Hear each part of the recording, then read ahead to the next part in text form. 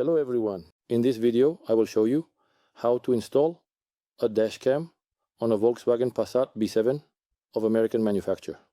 For the installation I purchased an RT7640 S11 mirror dash cam made by a Chinese manufacturer.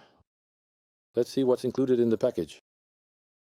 The package includes the mirror dash cam itself with a camera that rotates on its axis, a power cable with a standard car socket, and a rear camera on a long cable with screws for mounting it on the rear trunk. To attach this mirror dashcam to the standard mirror, there are rubber straps. They are designed in such a way, a little bit short. If you find them insufficient, you can purchase, I think, a rubber gasket for pipes that has a larger diameter. But for now I'll use these, and then we'll see how they hold up, whether they will tear over time and from the sun. I also bought such an adapter, a socket with such a connection for fuses. Here the width is a standard 11 millimeters, and there is an output for two fuses, one for the standard fuse that will be in the block and one for the cigarette lighter or socket itself. First we will install the memory card, which is not included, into the slot on the dashcam. I will be using a memory card with a capacity of 302 gigabytes, which will be more than enough. There is such a slot here.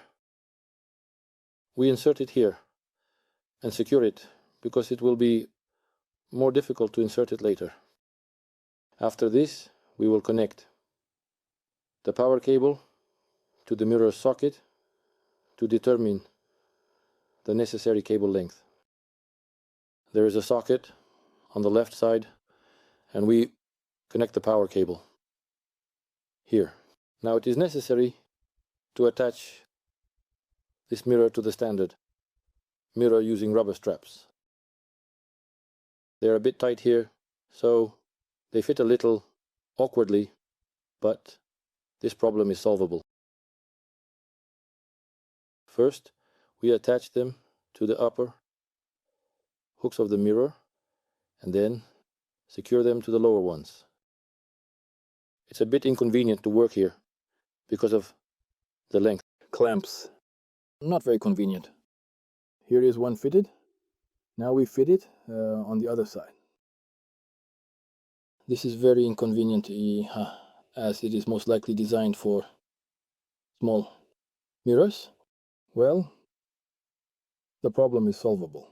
Here the mirror is in place, and now we can proceed with no routing the cable under the ceiling lining. With the help of a regular plastic spatula, I tuck the cable under the lining at this spot so I don't have to remove it.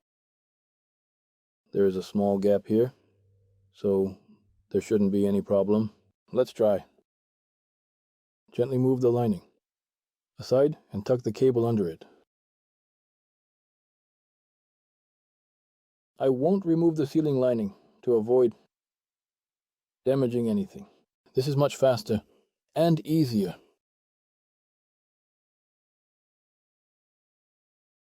The cable fits perfectly under the lining without any issues.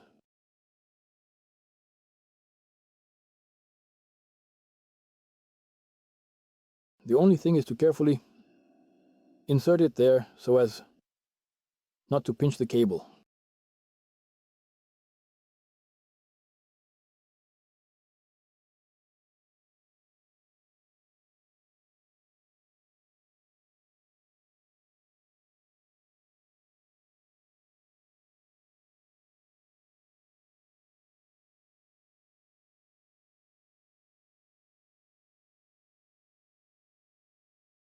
Now the cable is neatly inserted into place, and there was no need to remove the lining. Everything fit perfectly. Nothing needs to be dismantled. And now, we need to remove this pillar. There's one nuance here. It is removed from the side of this seal, but not completely. And that's because under the airbag label, there's another bolt that needs to be unscrewed. And for that, we need to remove this label. Using a plastic spatula, carefully pry up this label at the corner to avoid breaking it.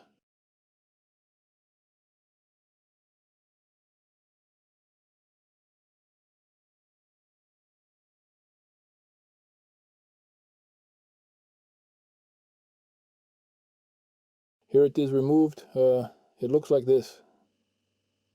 And you can unscrew the bolt underneath it. There is a bolt with star head there. You need to unscrew the 16th Torx with it. Now I will pick the size because the scale of the traffic on the phone is a bit misleading. To unscrew this bolt, you will need an extended Torx T20 key. And we unscrew this mounting bolt.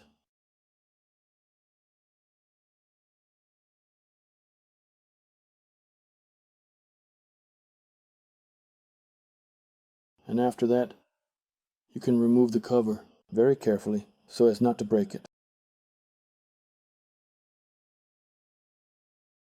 I won't completely remove the side cover, I'll just pass the cable under it to reduce the amount of work.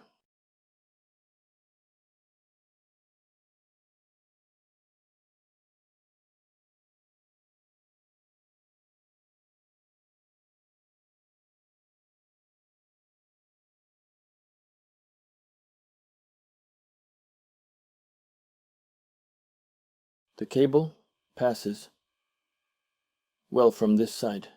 I will now open the fuse box cover, and the cable needs to be discreetly routed to it, removing the side cover from the seal. Here, of course, you'll have to remove it.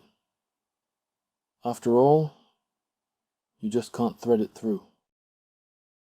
Pull it upwards towards yourself and it comes out. Very carefully.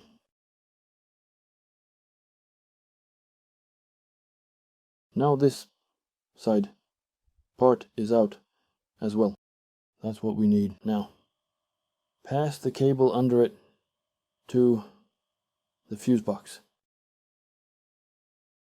and reassemble the cover in reverse order. Pull it down until it locks in this position, until it locks in two places, and screw the bolt for securing the cover back into place.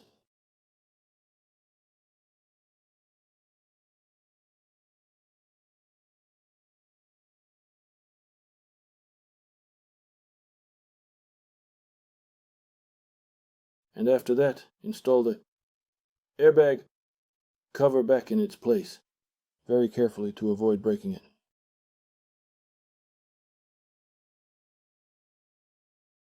Like this. After that, we use a tester to find the 12-volt voltage on the fuse block, which appears when the ignition is turned on. Through experimentation, I concluded that this is fuse number 4 at the top, 10 amps. Here the voltage appears when the ignition is turned on and disappears when it is turned off.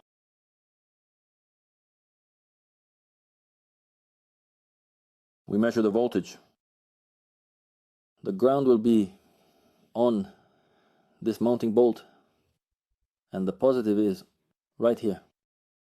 Here the voltage appeared, and when turned off it is not here. As you can see, when the ignition is turned off, the voltage here is 0.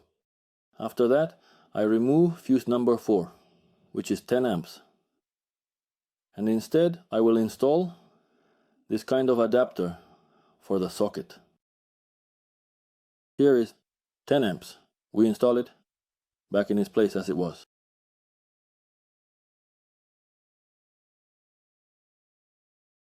And the second one, also 10 amps, I will install, which will go to our device.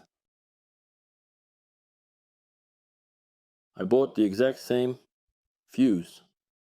This is what they look like. Now we connect this fuse back in place, like this, and attach the ground to the mounting bolt of the fuse block. Here, slightly loosen this bolt. Insert the negative under it.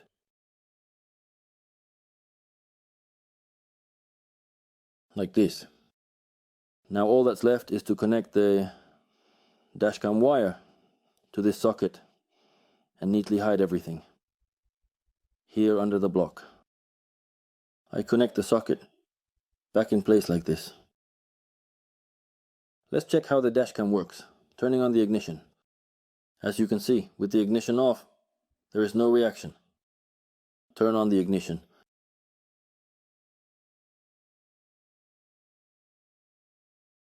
And now the dashcam starts up. It has already started recording everything in front of us. Here you can slightly adjust the camera up or down, as convenient. Now let's start the engine and see how the car behaves.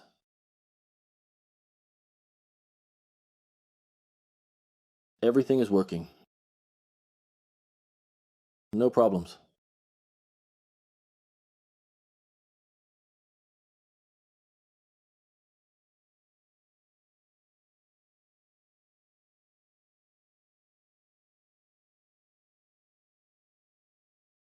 The recording is going great. The dashcam is operating normally. Let's check its menu. What else do we have here?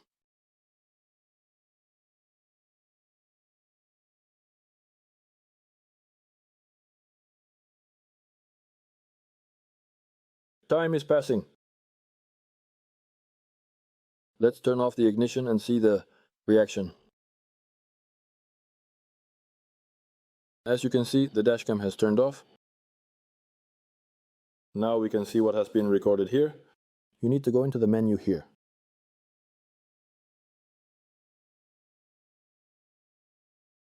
You can clearly see what has been recorded.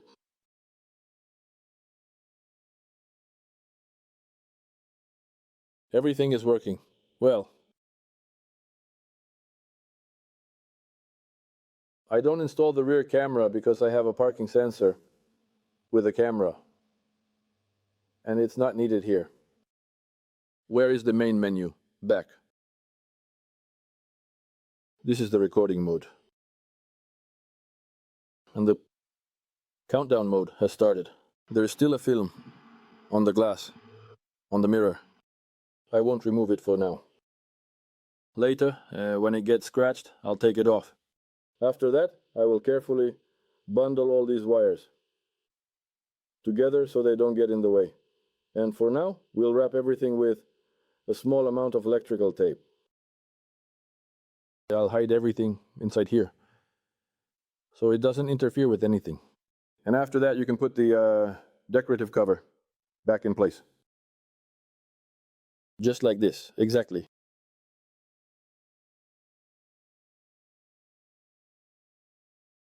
You watched a video on how to install a mirror dashcam on a Volkswagen Passat B7. Write your remarks, comments, like the video, subscribe to our channel, stay with us. Goodbye everyone.